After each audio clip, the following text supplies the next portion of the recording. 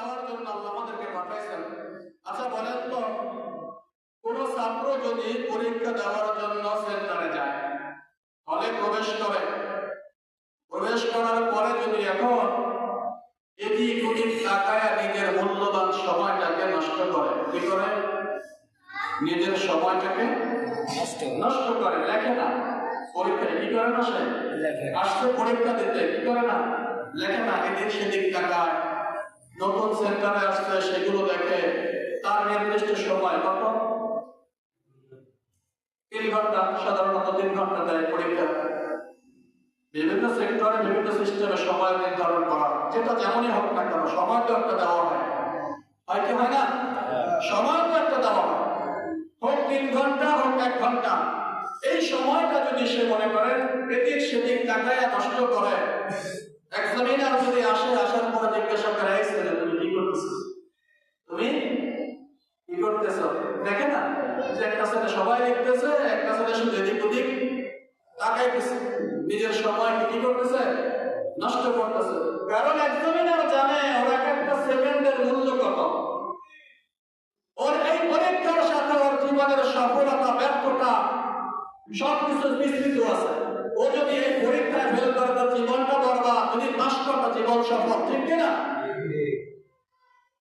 এই সময় পরীক্ষার হলের মধ্যে সময় নির্ধারণ করে দেওয়ার পরে যদি মানুষ পরীক্ষার চিন্তা মাথায় না রেখে এদিক সেদিক তাকায় সময় নষ্ট করে, তার জীবনটা যেমন ব্যর্থ হয়। জীবনটা দুনিয়ার জমিনে ব্যর্থ হলে কোনো সমস্যা নাই, কোনো একভাবে জীবনটা চলেই যাবে।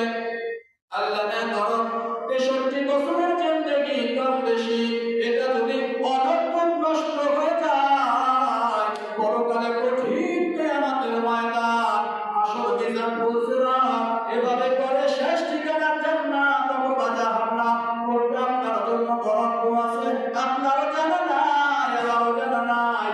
জীবনের এই মূল্যবান সময়টা নষ্ট করা যাবে না।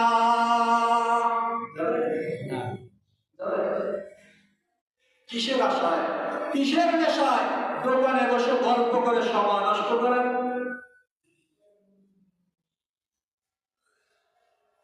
কি বুঝে নষ্ট করেন? কবরে যেতে হবে না? আজরাইল আমার সাথে দেখা দিবে না? দেখা দিবে। ওই কবরের প্রশ্নের জবাব দেওয়ার মতো যোগ্যতা অর্জন করেছি? হয়েছে যোগ্যতা অর্জন? রাসূল বলেন, কুম ফিদ দুনিয়া কাআন্নাকা গরীবুন আও আবিরু সাবিল। রাসূল বলেন, দুনিয়ার মধ্যে তুমি এমন ভাবে চলো, এমন ভাবে থাকো, তুমি যেন একজন গরীব, অসহায়, মিসকিন। কি দুনিয়াতে তুমি এমন ভাবে চলাফেরা করো, এমন ভাবে থাকো যেন তুমি কি একজন অসহায়, দুর্বল, মিসকিন, তোমার কিছু নাই। আসলে কি আসলে আমাদের কিছু আছে বলেন? কিচ্ছু নাই। অথবা তুমি একজন পথিক, অথবা তুমি একজন পথিক। একজন পথিক মানুষের চিন্তা ভাবনা থাকে, আমার জায়গা নির্দিষ্ট গন্তব্য, ওখানে আমার যাইতে হবে। রাস্তার মধ্যে সে যদি ওখানে বসে আরাম আয়েশ করে নিজের সময়টাকে নষ্ট করে, তাহলে তার কোনো লাভ হবে না। যথাযথ জায়গায় গিয়ে যদি রেস্ট নিতে পারে, বিশ্রাম না করলে সেটা তার লাভ হবে, ঠিক কিনা? তাই না?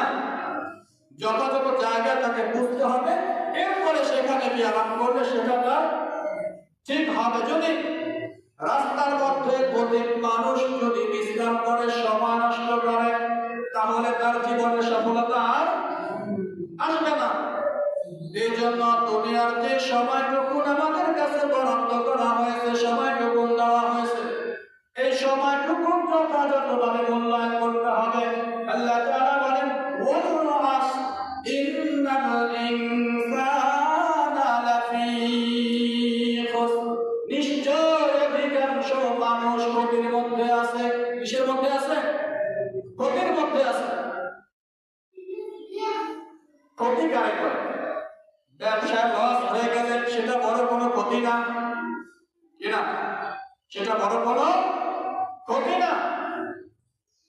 চেয়ারম্যানে ছুটে গেলে সেটা বড় কোনো ক্ষতি না। এমপিত্ব মন্ত্রিত্ব ছুটে গেলে সেটা কোনো ক্ষতি না। জমির ফসল বছর কম হলে সেটা তো কোনো ক্ষতি না। আমার এই সামান্য জিন্দেগিটা, যে সময়টা আল্লাহ আমাকে দান করেছেন, যে সময়টা বরাদ্দ হয়েছে, এই সময়টাকে যদি আমি পরকালের জন্য কাজে লাগাইতে না পারি, সেটা আমার জন্য বড় ক্ষতি। ঠিক তো? এই সামান্য সময়টাকে যদি আমি কাজে না লাগাইতে পারি, তাহলে সেটাই আমার জন্য কি সবচেয়ে বড়